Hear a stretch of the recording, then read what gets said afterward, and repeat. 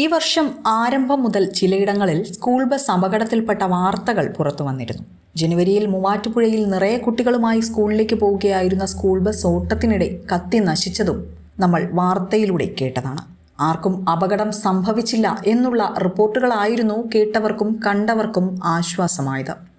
പക്ഷേ തളിപ്പറമ്പിൽ school bus അപകടത്തിൽ മരണപ്പെട്ട നേധ്യയെ മലയാളികൾ ഓർക്കുന്നത് ഇന്നും വിങ്ങലോടെയാണ്. ഡ്രൈവറുടെ അമിത വേഗതയും അശ്രദ്ധയുമായിരുന്നു ആ 5ാം ക്ലാസ്സുകാരിയുടെ ജീവൻ പൊലിയാൻ കാരണമായത്. ഇതിൻ്റെയൊക്കെ ആഘാതം മാറുന്നതിന് മുൻപാണ് തമിഴ്നാട്ടിൽ നിന്നും ഇന്ന് ആ വാർത്ത വീണ്ടും കേൾക്കേണ്ടി വന്നത്.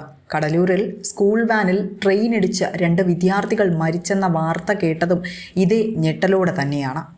സംഭവത്തിൽ ഗേറ്റ് കീപ്പർക്ക് സസ്പെൻഷൻ നൽകിയിട്ടുണ്ട്. ഇന്ന് രാവിലെ തമിഴ്നാട്ടിലെ കടലൂരിലായിരുന്നു സംഭവം.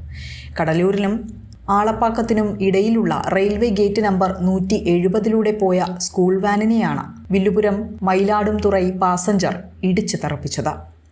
രാവിലെ 7:45 അപകടമുണ്ടായത്. അപകടത്തിന് പിന്നാലെ പ്രദേശവാസികൾ ചേർന്ന ഗേറ്റ് കീപ്പറെ മർദ്ദിക്കുകയും ചെയ്തു. കടലൂർ കൃഷ്ണസ്വാമി മെട്രിക്കുലേഷൻ സ്കൂളിലെ വിദ്യാർത്ഥികൾ സഞ്ചരിച്ചിരുന്ന വാനായിരുന്നു അപകടത്തിൽപ്പെട്ടത്. ലെവൽ ക്രോസിൽ ഗേറ്റ് അടയ്ക്കാൻ ജീവനക്കാരൻ മറന്നുപോയതാണ് ഈ സംഭവത്തിന് കാരണമായത് എന്നായിരുന്നു റെയിൽവേ വൃത്തങ്ങളുടെ ആദ്യ പ്രതികരണം. പിന്നീട് വാൻ ഡ്രൈവറെ പഴിച്ചുകൊണ്ടാണ് റെയിൽവേ ഔദ്യോഗിക വാർത്താക്കുറിപ്പിറക്കിയത്. ട്രെയിൻ വരും മുൻപ് വാൻ കടത്തിവിടണമെന്ന ഡ്രൈവർ ആവശ്യപ്പെട്ടെന്നാണ് റെയിൽവേ വിശദീകരിച്ചത്. മാത്രമല്ല, ഗേറ്റ് അടയ്ക്കാൻ വൈകിയത് വാൻ ഡ്രൈവർ നിർബന്ധിച്ചതിനാലാണ് എന്നും റെയിൽവേ അധികൃതർ വാദിക്കുന്നുണ്ടായിരുന്നു. എന്നാൽ അങ്ങനെയല്ല.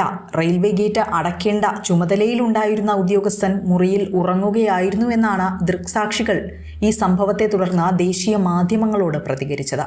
ഗേറ്റ് അടയ്ക്കാൻ ഒരുങ്ങുന്നതിനിടയിൽ വാൻ ഡ്രൈവർ നിർബന്ധം പിടിച്ച വാഹനവുമായി ഗേറ്റ് കടന്നു പോയതായാണ് റെയിൽവേയുടെ പ്രാഥമിക അന്വേഷണത്തിൽ വിശദമാക്കിയിരിക്കുന്നത്. അപകടത്തിൽ പരിക്കേറ്റ 6ഓളം വിദ്യാർത്ഥികളെ കടലൂരിലെ സർക്കാർ ആശുപത്രിയിലാണ് പ്രവേശിപ്പിച്ചത്.